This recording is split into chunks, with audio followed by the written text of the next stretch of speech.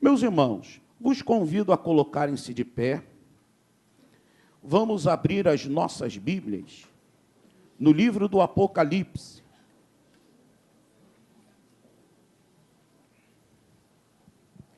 Vamos ao seu capítulo de número 1. E vamos fazer uma leitura a partir do versículo 1. Livro do Apocalipse, capítulo de número 1. E depois, a partir do versículo 8.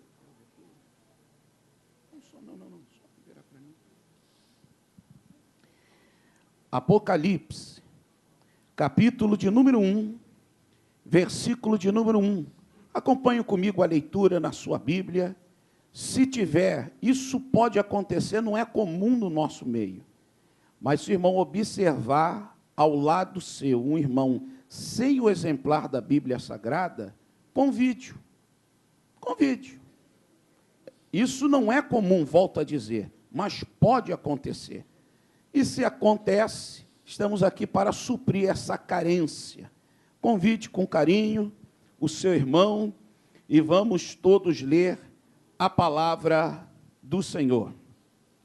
Capítulo 1, versículo 1 diz assim: revelação de Jesus Cristo, que Deus lhe deu, para mostrar aos seus servos as coisas que brevemente devem acontecer. Ele as enviou pelo seu anjo e as notificou ao seu servo João. Versículo 8. Eu sou o Alfa e o Ômega, o princípio e o fim, diz o Senhor, aquele que é, que era e que há de vir, o Todo-Poderoso. Eu, João, irmão vosso e companheiro convosco na aflição, no reino e na perseverança em Jesus, e estava na ilha chamada Pátimos, por causa da palavra de Deus e do testemunho de Jesus. Eu fui arrebatado em espírito, no dia do Senhor, e ouvi de trás de mim uma grande voz, como de trombeta, que dizia: o que vês? Escreve-o num livro e envia-o às 7 igrejas que estão na Ásia, a Éfeso, a Esmirna, a Pérgamo, a Tiatira, a Sardes, a Filadélfia e a Laodiceia. E voltei-me para ver quem falava comigo. E ao voltar-me vi 7 candeeiros de ouro. E no meio dos 7 candeeiros, alguém semelhante a um filho de homem, vestido com vestes talares e cingido à altura do peito com cinto de ouro. A sua cabeça e cabelos eram brancos como a lã branca, como a neve, e os seus olhos como chama de fogo. Os seus pés eram semelhantes a latão reluzente, como que refinado numa fornalha, e a sua voz, como a voz de muitas águas.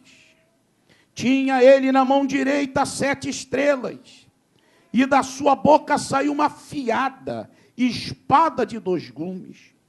O seu rosto era como o sol, quando resplandece na sua força. Quando vi, caí a seus pés como morto. Porém, ele pôs sobre mim a sua mão direita, dizendo: não temas, eu sou o primeiro e o último. Eu sou o que vivo. Fui morto, mas estou vivo para todo sempre, e tenho as chaves da morte e do inferno. Senhor, muito obrigado pela leitura da tua palavra. Muito obrigado, Senhor, por termos a oportunidade nesta noite de ouvir a tua palavra. Ajuda-nos nesta noite mediante o mestre da igreja, que é o teu Espírito, a entendermos mais um pouco, a crescermos mais um pouco, para que dessa maneira teu nome em nossas vidas venha a ser glorificado. Fala conosco, trata conosco, nos proporciona um desvendar das duas verdades, para que entendamos, para que guardemos, para que pratiquemos, para que possamos vivê-la. Ajuda-nos nesta noite e seja glorificada em nosso meio. Amém.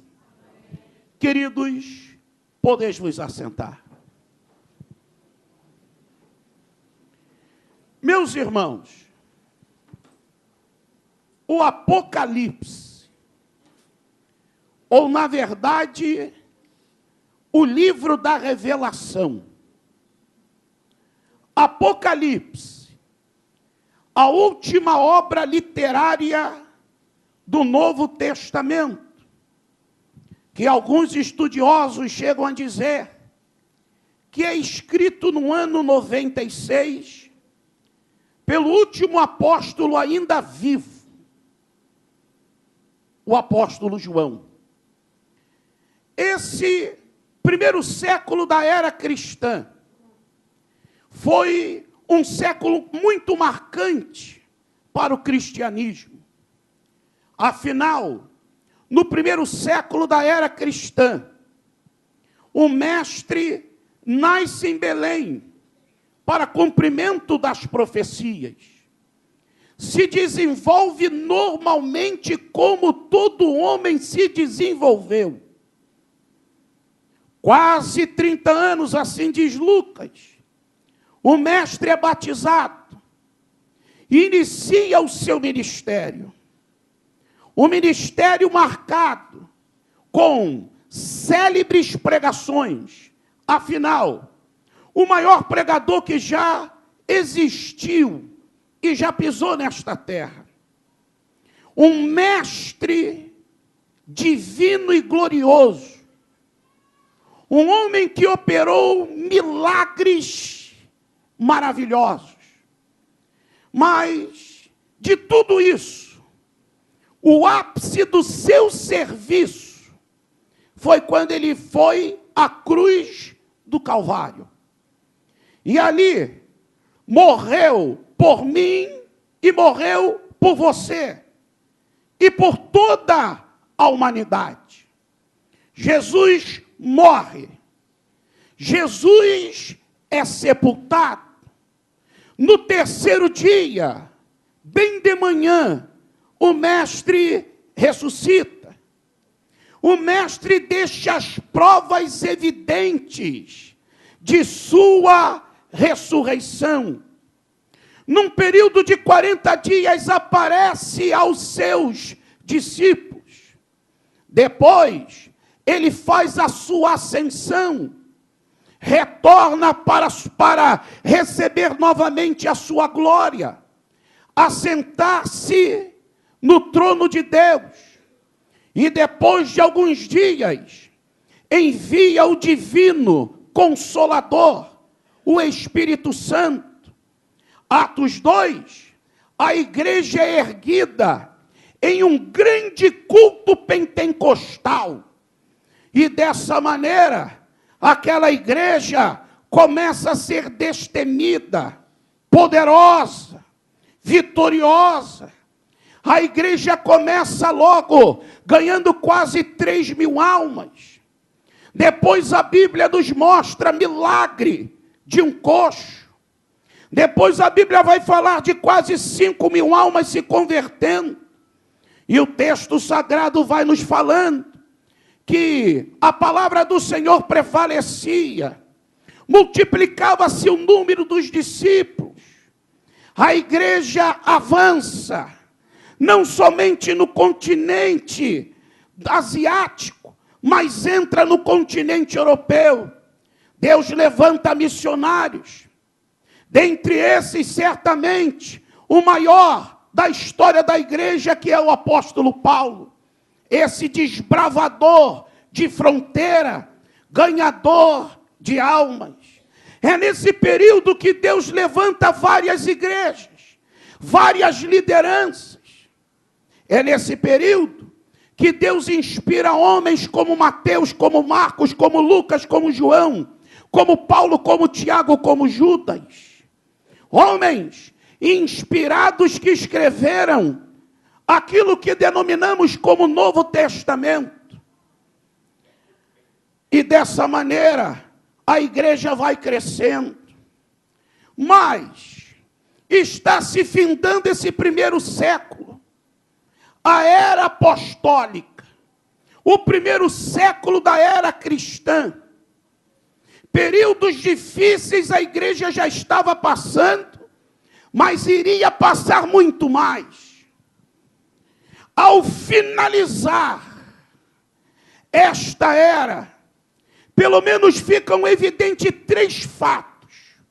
Primeiro, líderes como Paulo, como Pedro, como Tiago e tantos outros, alguns, ou melhor, já haviam partido para o Senhor. E como já falamos, só restava vivo ainda João, o apóstolo. E alguém poderia dizer, o que será da igreja? Afinal, esses grandes líderes, esses grandes homens estão morrendo. O Senhor os leva, seja através de morte natural, seja mediante o efeito de martírio. Mas de um lado ou do outro, Deus está levando os seus servos para si. E o que será da igreja sem esses homens?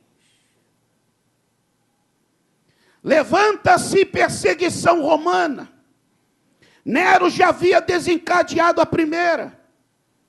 Domiciano, que era o imperador da época, está também perseguindo a igreja. E o que será da igreja? A igreja perseguida, depois desta era, entra uma era de terríveis perseguições contra a igreja, aonde muitos confirmaram a sua fé, morrendo de maneira cruel e anti-humana, mas marcaram a história, deixando claro a grandeza do Evangelho. Mas as perseguições estavam na porta da igreja. E o que dizer de falsos ensinos que estavam tomando, infelizmente, muitas igrejas? Daí foi necessário que Deus levantasse como levantou homens para ensinar, doutrinar e manter a igreja no caminho. Afinal, os falsos ensinos, eles tentam misturar, desestruturar e roubar a essência da fé. A igreja estava enfrentando tudo isso. Já estava virando o século. E aí, pastor, Deus chega e fala, João, na ilha de Pátimos, assenta-te e escreve para a minha igreja. Eu vou começar a falar para a minha igreja. Homens vêm e homens passam, mas eu continuo. A perseguição vem, mas eu continuo comandando a minha igreja vitoriosa. As heresias se levantam, mas ainda eu continuo dizendo, eu sou o caminho, a verdade e a vida. Escreve, João, a igreja precisa saber, a igreja precisa conhecer. Me permita lhe dizer, a pessoa mais importante no Apocalipse não é o anticristo, não é a besta, não é o dragão, não é o falso profeta, não são os cavaleiros do Apocalipse, não são os 7 selos, não são as 7 trombetas, não são as 7 taças. A pessoa mais importante no Apocalipse é a pessoa gloriosa de nosso Senhor Jesus Cristo. É por isso que quando o Senhor determina a João, olha o que ele diz: revelação de Jesus Cristo, ou seja, Apocalipse, tradução, revelação, o ato de descortinar, o ato de se revelar. O Apocalipse não é de João, o Apocalipse é de Jesus. No meio disso tudo, Deus começa a consolar a sua igreja e diz: João, quem se revela sou eu, e quem vai dar ânimo ao meu povo sou eu. Os séculos vão passar, os anos vão passar, os homens vão se levantar, envelhecer e voltar ao pó, mas eu vou continuar sendo o mesmo. João, escreve a minha igreja. É por isso que o Apocalipse já começa dizendo: revelação de Jesus Cristo, que Deus lhe deu para quem? Para os seus servos, para a sua igreja. Então, meu irmão, como Deus ativa o Senhor, o que vai ser da sua igreja? O que vai acontecer? Aí Deus continua dizendo: eu continuo sendo o Senhor da igreja, eu continuo cuidando da igreja. É até maravilhoso, quando um pastor, quando um pregador, quando nós nos preocupamos com a igreja, Deus, quem sabe, até compartilha conosco esse sentimento, mas deixa eu lhe dizer, Deus ainda continua cuidando da sua igreja, Deus continua amparando a sua igreja, Deus continua dando graça à sua igreja, Deus continua lutando pela sua igreja, Deus continua dando vitória à sua igreja, Deus continua renovando a sua igreja, Deus continua avivando a sua igreja, Ele continua sendo o Senhor da sua igreja. Escreve, João. Por isso que o primeiro capítulo é uma revelação de Jesus para a sua igreja. Vamos tratar de outros assuntos depois. Mas o primeiro capítulo não. Primeiro capítulo eu quero que a minha igreja saiba quem eu sou. A minha igreja precisa saber quem eu sou. E aqui, irmãos, é certo que ninguém aqui tem objetivo ou a vaidade de tornar, digamos assim, pegar todas as referências e criar uma escassez. Não, irmãos, eu entendo a minha limitação, eu só quero fazer algumas exposições que Jesus deixou claro para a sua igreja. A primeira está aqui no versículo 8, ele chega e diz: eu sou o alfa, eu sou o ômega, eu sou o princípio, eu sou o fim, eu sou aquele que é, que foi e que serei. Jesus chega para a sua igreja e diz o seguinte: eu sou o eterno. Igreja, aprenda que o seu Cristo é eterno. Você pode glorificar ao nome daquele que é o eterno. Então, igreja, creia nisso. Eu sou eterno. Quando ele diz que ele é o eterno, ele diz: olha, eu não mudo. Segundo, eu não me enfraqueço e eu não perco a minha glória e nem a minha majestade. Louvamos ao Cristo, Ele não muda, Ele não enfraquece, Ele não perde a sua glória e a sua majestade. O nosso Cristo, Ele continua o mesmo. Os séculos vêm, os séculos vão, os anos se sucedem, o calendário muda, mas o nosso Cristo Cristo, Ele continua para todo sempre, sendo o Deus eterno. A Ele seja dado toda honra e toda glória para todo sempre. O teu Cristo, irmão, Ele é eterno. É por isso que Ele fundamenta. Daí nós entendemos que por Ele ser eterno, as suas promessas também vão se cumprir dentro do nosso tempo e dentro da vontade dEle e para a glória do seu bendito nome. Escreve, João, as promessas que eu fiz à minha igreja, elas continuam de pé. Saiba que mesmo nas perseguições que venham, os impérios já caíram, perseguidores já estão mortos, nos anais da história está lá o nome deles e o que eles fizeram, mas eles passaram e a igreja continua marchando, porque quem está na nossa frente é o eterno, e se Ele é o eterno, o seu poder não enfraquece e as suas promessas prevalecem até o dia de hoje. É por isso, irmão, abra o teu lábio e glorifique ao Senhor, o eterno. Mas ainda João continua. E no versículo 8 ele diz: eu sou o alfa, o ômega, o princípio e o fim. Ele diz o Senhor: ô João, escreve e manda para a igreja. Diz que a igreja tem dono. Diga que a igreja tem proprietário.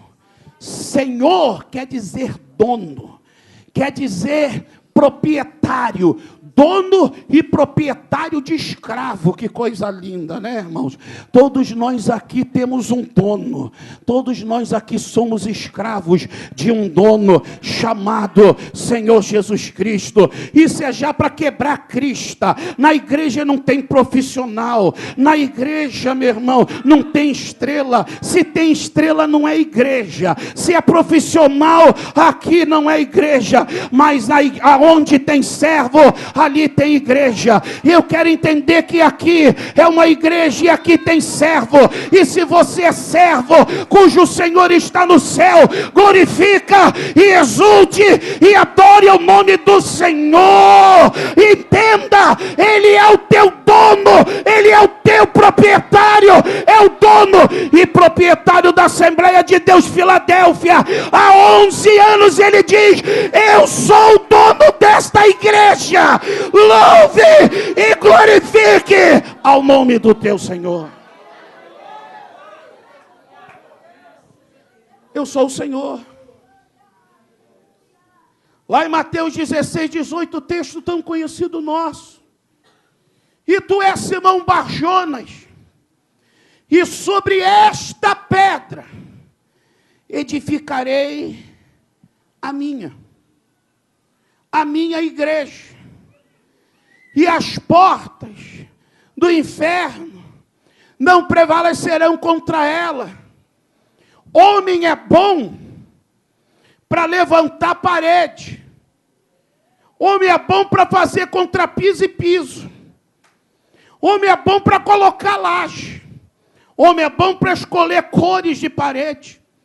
Homem é bom para tornar bonito o templo.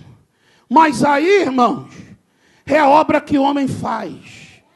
Erguer, manter, viva a igreja. Homem não faz. Quem faz é o Senhor da igreja.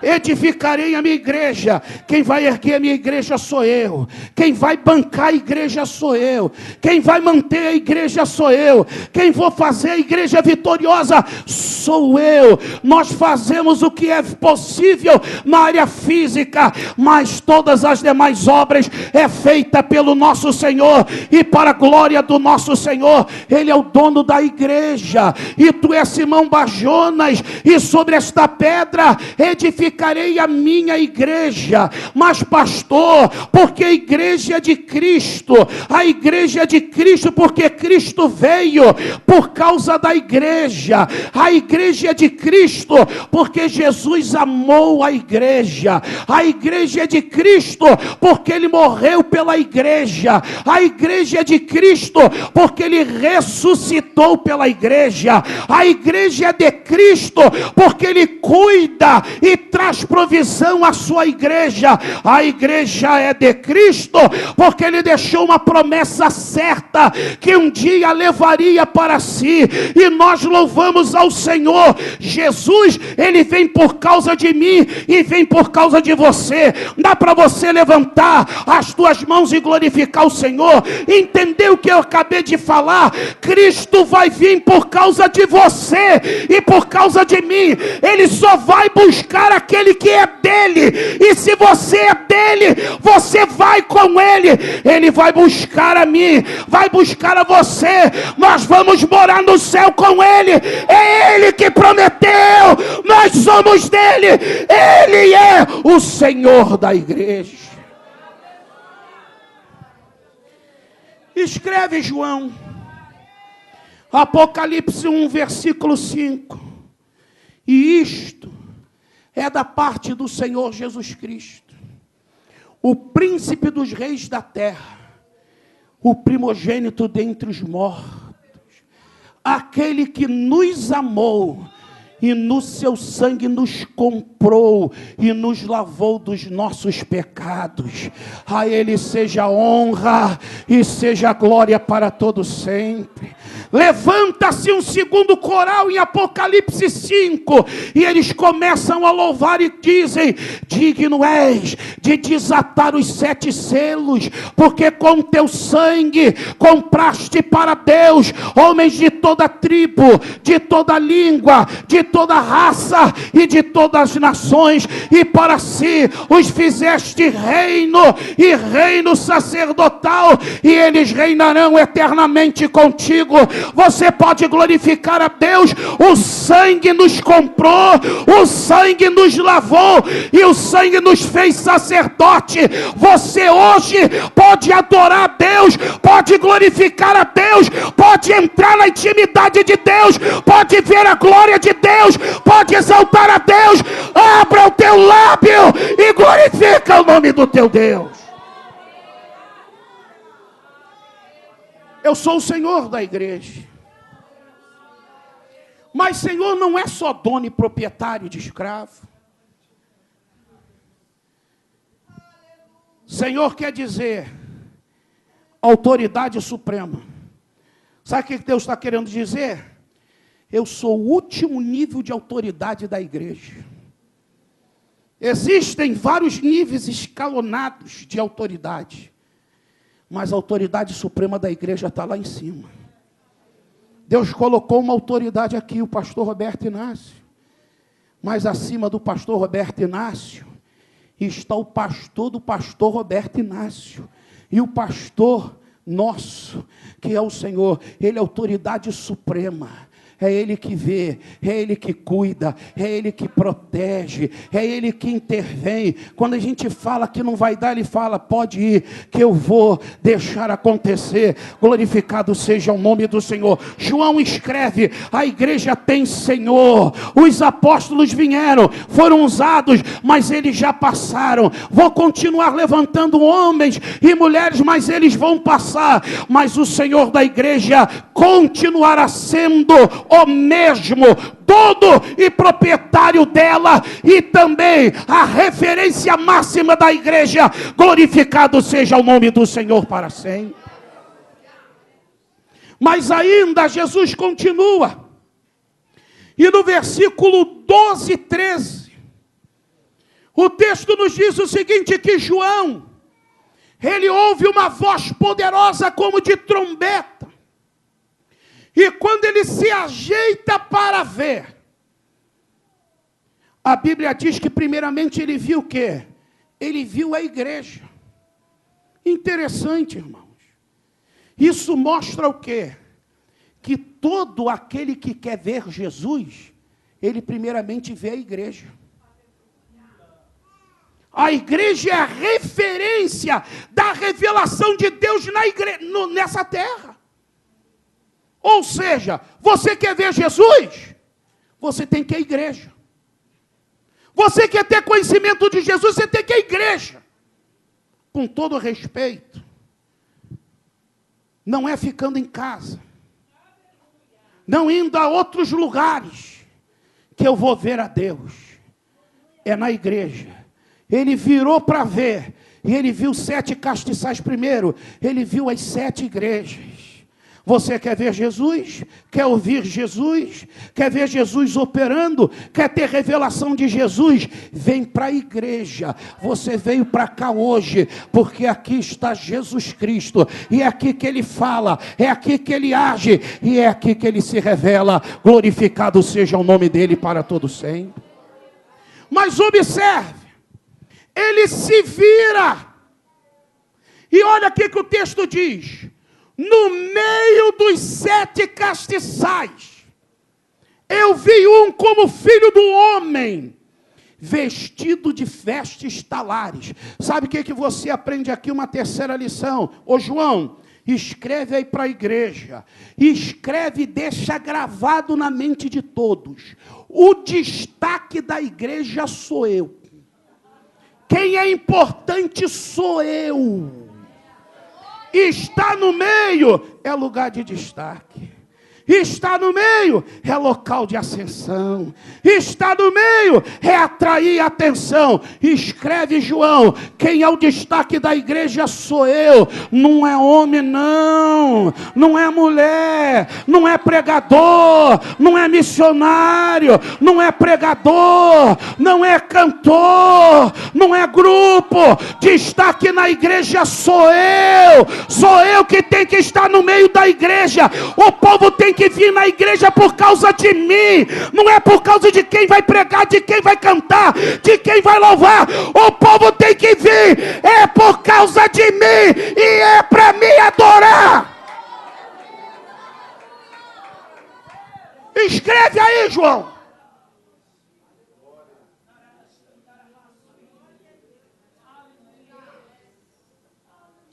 Afinal, irmãos, João, o apóstolo entendeu muito bem isso, João Batista entendeu muito bem. Chegaram para ele e falaram: ô João, sabe aquele a quem tu batizou? Ele agora está batizando. Olha o que João diz.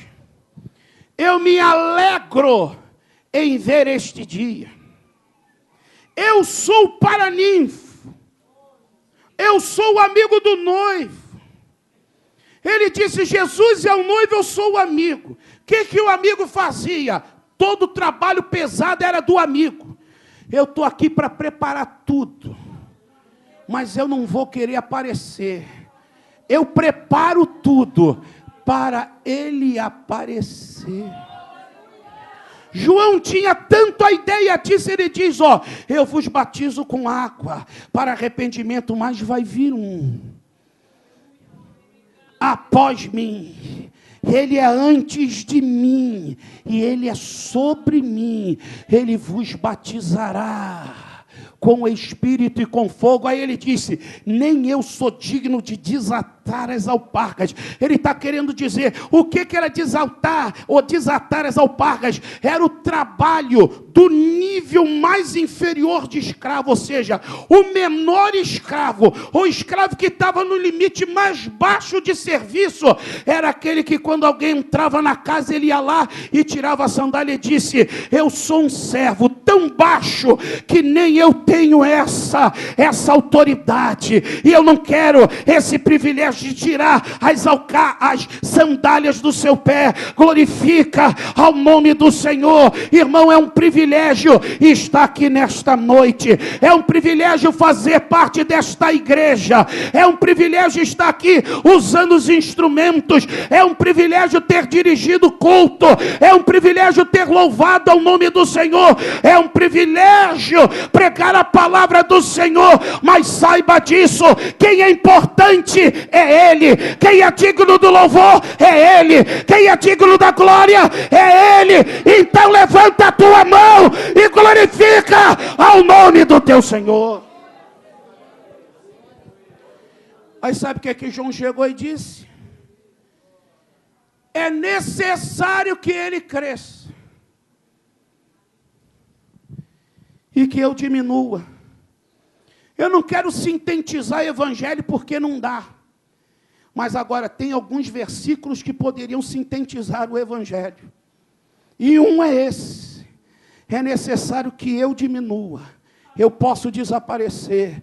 Eu posso sair de cena, eu posso ficar lá atrás da cortina e ninguém me ouvir, mas o holofote, se ele precisa de holofote, ele não precisa de holofote porque ele tem luz própria, só usa holofote quem não tem luz própria, mas o nosso Cristo, ele não se chamou de iluminado, ele disse, eu sou a luz do mundo, eu tenho a minha luz, eu sou a luz. Você pode glorificar o nome do Senhor. Sabe quem é o destaque nesta igreja há 11 anos? Fecha os teus olhos, levanta a tua mão, aponta o dedo para o alto e diz, é Jesus. Há 11 anos ele é o destaque da igreja. Essa igreja começou com 10 e já tem várias outras igrejas e várias outras pessoas. É porque o destaque é o Senhor Jesus Cristo, a glória é dele e o louvor é para o nome dele. Mais ainda, e vi no meio dos 7 castiçais, semelhante ao Filho do Homem, vestido com roupa talar, talares ou talar, uma roupa sacerdotal, um branco resplandecente. Afinal, pastor, o que o texto está querendo dizer? Aqui, ó, a igreja aí é o castiçal. E Jesus é o sumo sacerdote. O que a Bíblia está dizendo? Se nós formos lá para o livro do Êxodo, quem cuidava do castiçal de ouro puro era o sacerdote. Ninguém metia a mão para cuidar do castiçal. Quem cuidava do castiçal era o sacerdote. Quem cuida da igreja é o sumo sacerdote, Senhor Jesus Cristo. Pastor, o castiçal era para quê, pastor? Para iluminar. Sem luz no lugar santo, ninguém fazia nada, ninguém trabalhava. Qual é a função da igreja nessa região da freguesia? É iluminar essa região. Saindo ali, está tudo iluminado pelo poste e pelas casas ao redor. Mas espiritualmente toda essa região está em trevas. Mas Deus falou, eu vou colocar o meu castiçal naquele local. E Deus abriu esta igreja há 11 anos. E há 11 anos essa igreja continua iluminando este lugar. Você pode glorificar o nome do Senhor. Aí Deus falou, ô diabo, eu vou acabar com essas trevas, é nessa região da freguesia. Sabe como eu vou acabar? Eu vou colocar o meu castiçal, vou abrir uma igreja aí, vai começar pequena, mas ela vai crescer, ela vai se multiplicar. Esse é o Senhor que cuida da igreja. Essa igreja aqui está iluminando esta região para a glória e para a honra do nome do Senhor. Esta igreja é o castiçal de Deus neste lugar. Mas aí sabe o que Deus faz, irmão? Se você levar o texto a Levítico 24, 1 ao 4, a Bíblia diz que o povo esmagava as azeitonas, ou fruto de oliva, aqui, irmão, e pegava o caldo grosso, e entregava na mão de Arão. Para aí. Castiçal, igreja. Sumo sacerdote, Jesus. Azeite, Espírito Santo, agora, tinha de ser grosso. Isso quer dizer, meu irmão, que quando o Espírito Santo age, Deus não gosta de coisinha rasa, coisinha misturada. Aparenta ser coisa do céu, mas não é. É grosso. Era socado. Saía grosso dali e passava para a mão do sacerdote. E Arão, era Arão, não era Nadab, nem Abiú, nem Tamar e Eliezer. Esses são sacerdotes, era Arão, o sumo sacerdote. Jesus é o sumo sacerdote, nós somos os sacerdotes. Aí ele pegava aquele azeite e começava a colocar na primeira haste, na segunda haste, até completar as 7 hastes, para alimentar o castiçal. Aprenda isso daqui, meu irmão. Se o castiçal é a igreja, Jesus é o sumo sacerdote e o azeite é o Espírito Santo, mas quem colocava era o sumo sacerdote. Aprenda essa lição.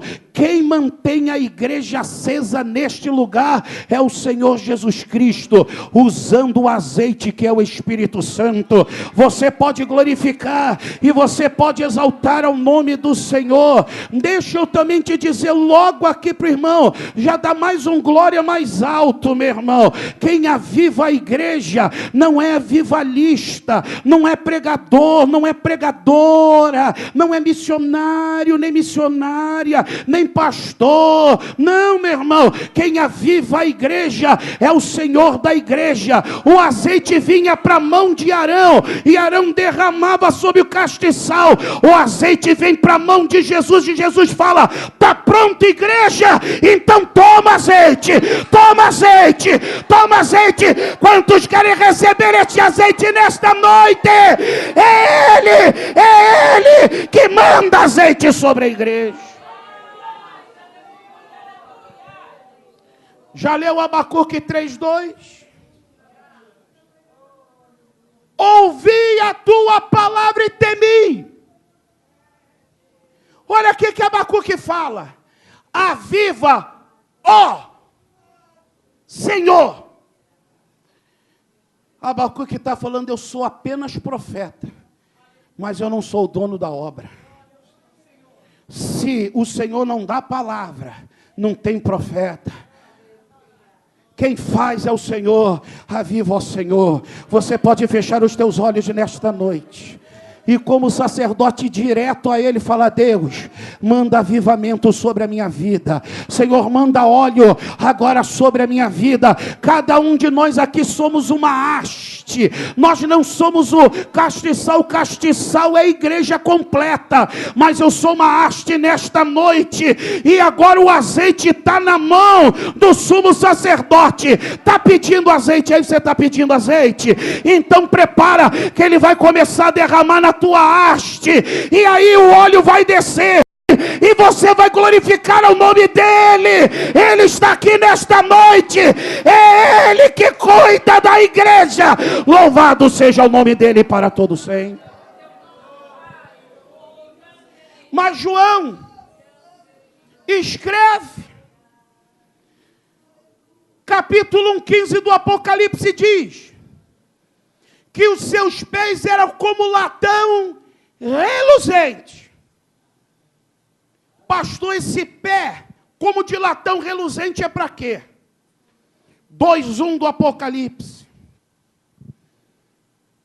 Escreve a igreja em Éfeso: isto diz aquele que tem as 7 estrelas na sua mão direita e anda no meio dos 7 castiçais.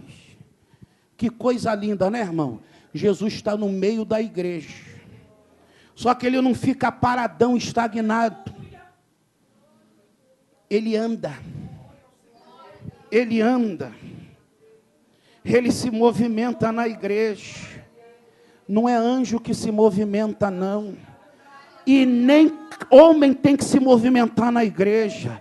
Quando a gente chegar é para ficar sentadinho dando glória e glória. Anjo também não. Quem tem que andar na igreja é o Senhor da igreja. Escreve aí: quem anda na igreja sou eu. Você pode glorificar ao Senhor. Então, meu irmão, vamos entender nesta noite e alcançar pela fé. Deus está lá naquela porta de entrada da igreja e Ele já anda no meio desta igreja. Aonde você está, Ele já te viu, porque Ele passou ou está passando aí nesta noite.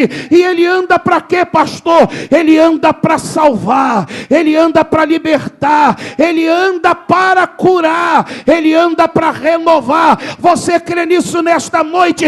Pastor, eu estou doente. Ele anda nesta igreja é para te curar. Pastor, eu quero ser salvo. Ele anda é para te salvar. Ele anda para te restaurar. Se um dia você largou a Ele, pastor, eu estou precisando de um renovo.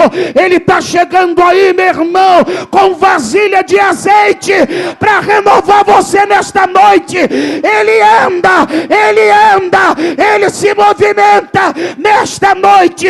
Glorificado seja o nome do Senhor para sempre. Graças a Deus, né, irmão? A maioria das vezes que você vê a foto de Buda, ele está sentadinho.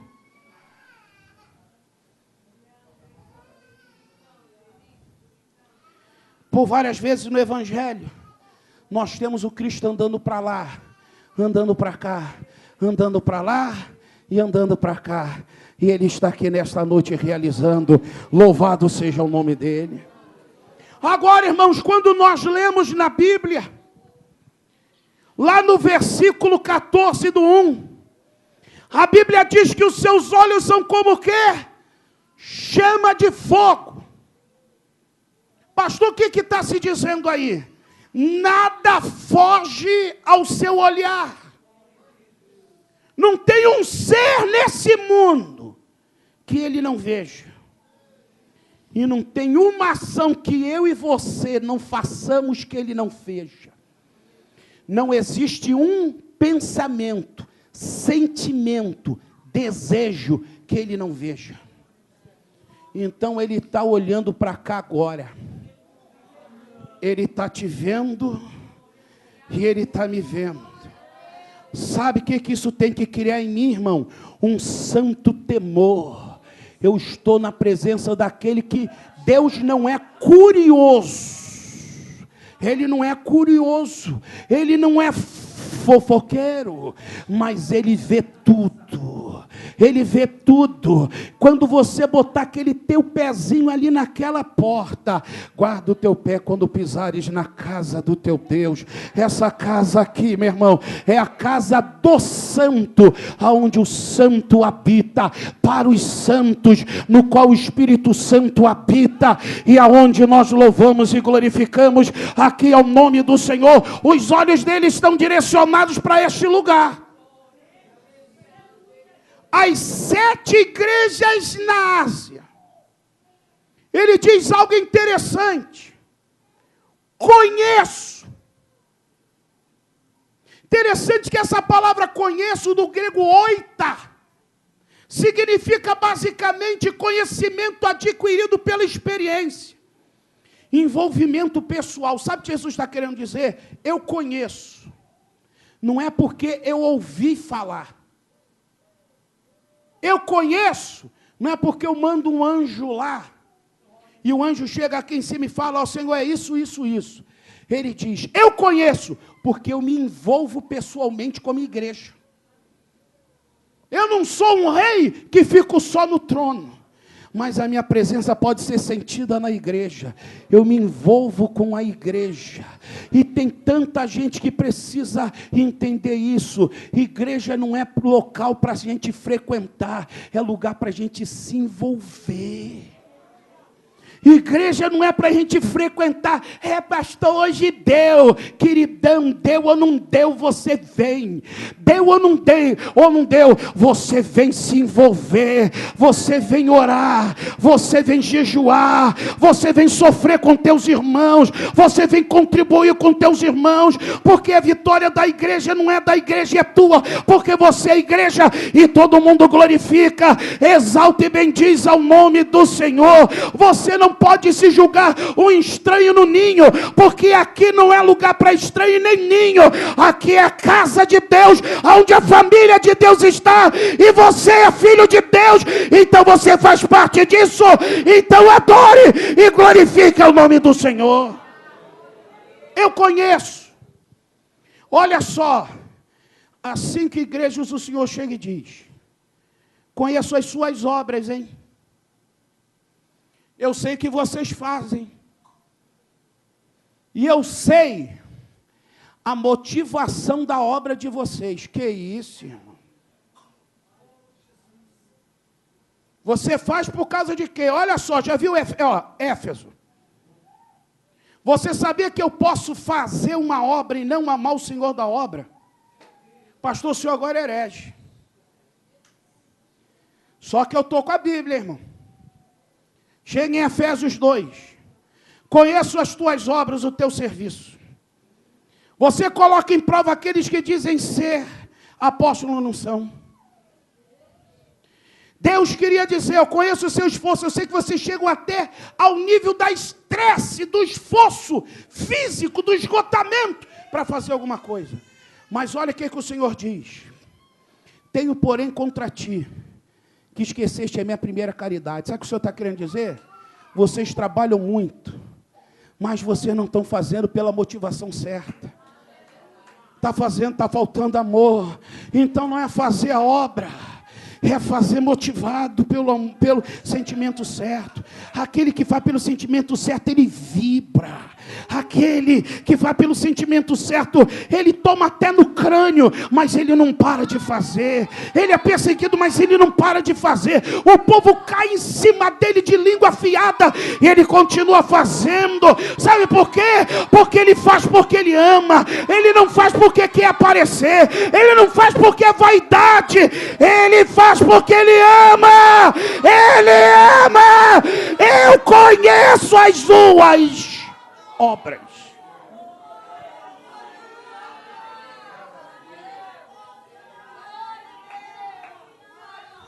A uma igreja de Esmirna ele diz: eu conheço a tua tribulação. Coisa linda, né? O Senhor sabe as lutas da igreja. Você pode fechar os teus olhos e glorificar a Ele. O Senhor conhece a luta da sua igreja. Quando o diabo se levanta, ele conhece.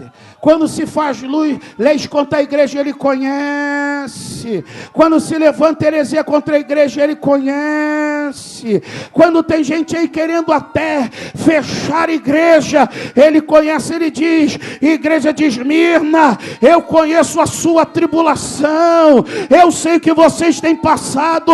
Louvado seja o nome do Senhor. O meu Deus nunca está ausente. Ele sempre está presente. No momento da luta ele diz: eu estou com você, eu vou com você, eu sou com você, eu vou lutar com você, e você vai vencer. O nosso Deus não é ausente, Ele sempre está presente com a sua igreja. Há uma igreja, a de Pérgamo, olha só: conheço ou sei aonde habitas.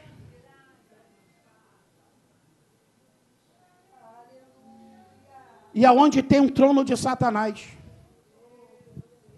O Senhor conhece o endereço da igreja. Ele nunca chega atrasado. A gente chega. Ele não chega. Ele sabe até a localidade onde a igreja está. Se você perguntar qual é o endereço da igreja que ele sabe, o bairro. Escuta só. Eu sei onde você habita, onde tem um trono de Satanás. Sabe o que o Senhor está querendo dizer? Eu sei a localidade. Aí, Tem um trono de Satanás onde o diabo acha que manda. Onde ele acha que ele determina. Mas sabe o que Jesus faz? É nesses lugares onde o diabo acha que tem um trono dele, tem autoridade. O Senhor chega e coloca uma igreja. Vai lá, eu vou abrir uma igreja. Ele diz que manda, mas agora eu vou mostrar quem manda. Eu estou chegando aí para destronar ele. Eu estou chegando aí para botar ele para correr. Tem lugar aí, locais de violência. Tem lugares aí onde o tráfico manda. Tem lugar por aí, meu irmão, onde a prostituição manda. Aí o Senhor fala, vou abrir uma igreja ali. E aquela igreja vai ficar de porta aberta. E aonde o diabo acha que tem um trono, onde ele acha que ele manda, eu vou destronar ele. Eu vou botar o meu trono ali, eu vou botar a minha igreja. Você pode glorificar ao nome do Senhor. Nada que Deus não saiba. Ele sabe tudo o que acontece nessa região, mas Ele colocou esta igreja. Mas Ele colocou essa igreja para quê, pastor? É para destronar o diabo neste lugar, e para mostrar que o Rei dos Reis é apenas Ele, e a Ele deve ser dado toda a honra e toda a glória para todo sempre. Agora, escreve a minha igreja e diz o seguinte, 1,17. Quando João cai, a Bíblia diz que ele se aproxima, estende a mão direita, levanta João e diz, não temas. Irmãos, sabe o que a Bíblia está querendo dizer a mim e a você? Quem sustenta a igreja é o Senhor. Olha que coisa linda, 2:1. Ao anjo da igreja em Éfeso diz aquele que tem as 7 estrelas na mão direita. Interessante que é exato, não é na mão, é a mão direita. Na minha mão direita, e ando no meio dos 7 castiçais. Aprenda aqui 2 lições. Primeiro, o Senhor é aquele que banca, e é aquele que sustenta a igreja. É bom quando a gente fala, a gente não tem condições. Aí Deus fala, vocês chegaram aonde eu queria. Quando a gente fala que a gente não tem condições, aí Deus fala, é agora o momento do milagre. Você pode glorificar a Deus, irmãos. Quando você fala, não dá mais, aí Deus fala, legal, poxa vida, é agora o momento do milagre. E milagre não é com a gente, milagre é com Ele. Você pode glorificar, você pode exaltar o nome dEle. Olha o que Ele disse, eu tenho as 7 estrelas na minha mão. Irmão, toda vez que eu leio esse texto, eu me alegro e venho jubilar na mão do Senhor. Sabe, quando eu leio esse texto, é Deus falando ao meu coração e ao coração de várias outras lideranças. É Deus falando, Ricardo, quem te banca sou eu. Ricardo, quem te sustenta sou eu. Ricardo, quem cuida da tua família sou eu. Ricardo, quem alimenta a tua família sou eu. Ricardo, tu tem casa, quem te deu fui eu. Tá com carrinho, filhinho, foi eu que te dei. Meu filho que você tem, fui eu que te dei. Sou eu que te levanto e te coloco na palma da minha mão. Você pode jogar a tua alma, a tua mão para o lado e dizer, Deus, que coisa linda, tu me sustenta, é tu quem me sustenta. Louvado seja o nome do Senhor para sempre. Mas olha o versículo e aqui paramos. Eu sou o que vivo. Fui morto, mas estou vivo para todo sempre. E tenho as chaves da morte e do inferno. Sabe o que Jesus está querendo dizer? João escreve e deixa aí. O Cristo da igreja é vencedor. A morte não pôde segurar ele. Amém, irmão? Pelo menos por 2 motivos que a morte não segurou Jesus. Primeiro, porque Jesus não pecou. E Paulo diz que o guilhão da morte é o pecado. O que está direito para a morte agir é o pecado. Jesus não pecou. Segundo, a morte não pode matar a vida. Jesus não tem vida, Jesus é a vida. Eu tenho a vida porque recebi dele. Ele tem vida. Você pode levantar a tua mão. Você pode levantar a tua mão. Sabe por que a morte não vai ter poder sobre a tua vida? Porque teu pecado foi perdoado na cruz do Calvário. E a vida da vida foi canalizada na tua vida. E você vai viver eternamente por causa dele. Então levanta a tua mão. Sabe o que você tem que sair daqui guardando? Batendo no teu peito.